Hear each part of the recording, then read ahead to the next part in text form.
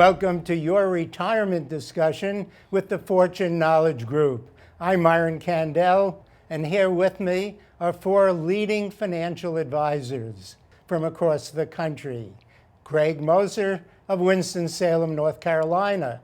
From Charlotte, North Carolina, Jim Heafner. From Houston, Texas, Ryan Wheelis. And Winter Troxel from Rockville, Maryland. You know, these days, people are very concerned about retirement. And even those people who are close to retirement think there are only two questions about Social Security, 62 or take it at 65. We all know that there are many, many more possibilities that people should consider. What are you telling your clients about Social Security? Byron, the biggest thing about Social Security is to treat it like a large asset. If you have a married couple that is going to generate maybe $30,000 per year over a 30-year retirement span, that's about $900,000 in Social Security benefits they will receive. And if they have the same amount of money saved in a 401k plan, they're going to safeguard the money in the 401k plan, but they're not going to take into account the fact that the Social Security benefits could also be as much as the money in the 401k plan. So you really want to educate people on the process for maximizing your Social Security benefits. It also is very, very important for someone who is behind the curve in retirement planning. Well, Jim, that seems simple, right? Why is it so complicated? Well, it is complicated because it's very, very complicated.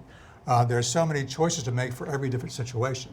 And it's not just about maximizing your Social Security, it's maximizing your wealth and your income using Social Security to do that. It takes a lot of complex calculations to really do it right. Craig, they don't believe you when you say that.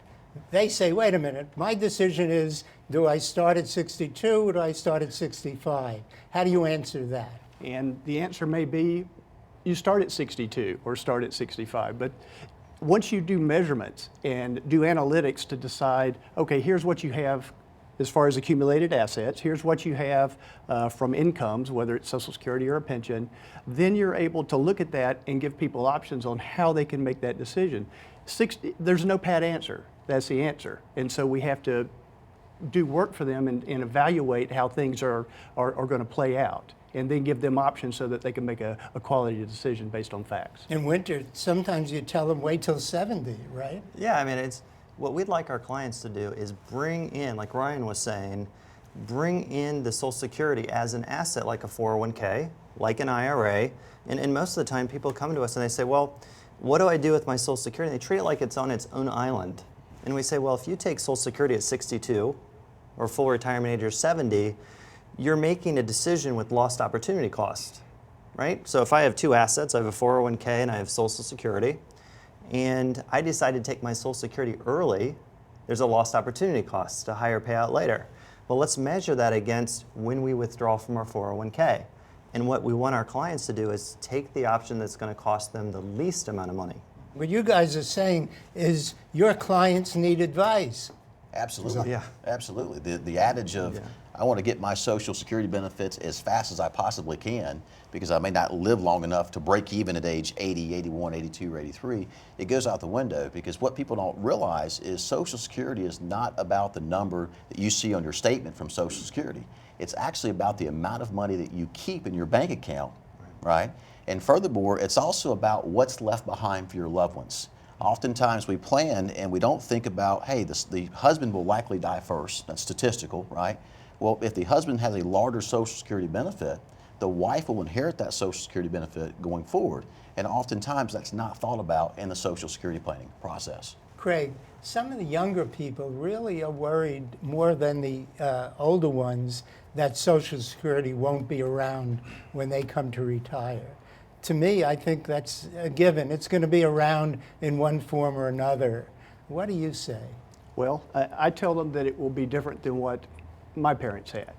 And so as you look at it out into the future, they will have maybe a lower percentage. It might be means tested on how they get that money. It might be, I can't draw it until I'm 70 would be the normal retirement age. But if you're paying into a system, you should expect a return from that. And these people are paying into. I paid into it. I want a check, you know. And so running analysis and looking at it and saying, all right, let's run it with it, let's run it without it, let's cut it 30% down, and give people some understanding that, you know, a lot more of your retirement's dependent on you now than it probably has been in the past. Okay, we're talking about risk, Jim. What about, we're in an environment of rising interest rates. What do you tell your clients? How are you going to deal with that? Well, I think that this is kind of a new world for us, and that we've seen 40 years of declining interest rates. So bonds have done great. When interest rates start rising, that's not the case. If you remember back, as I do, back to 1983, early 80s, gosh, CDs were paying 15%.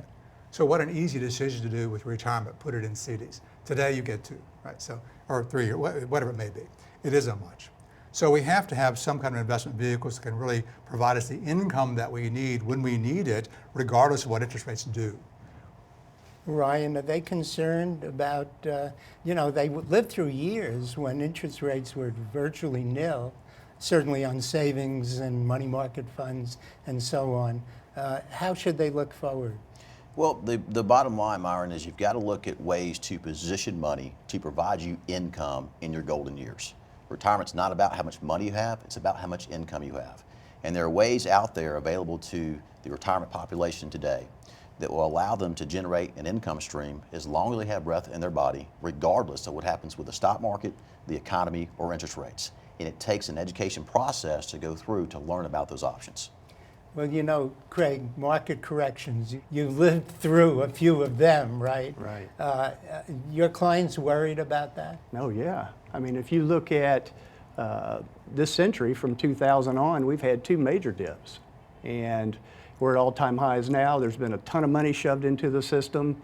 Yeah, they're worried. When you look at the valuations on U.S. stocks and then say, where would I go with that money? Am I going to go to Europe? Do I go to the emerging markets? There are not a lot of choices. And so everybody's pretty worried that there's going to be another correction. And, if you're pulling money out of a pool of assets, you've got to have some adjustments in there and understand how that money is going to be accessed. So it makes them be more liquid. They have to have more money in cash to be able to not have to draw on money that might be down later on. Winter, what are you telling your clients? Yeah, I mean, I feel the same way. We would tell our clients, and look at that time horizon out to retirement.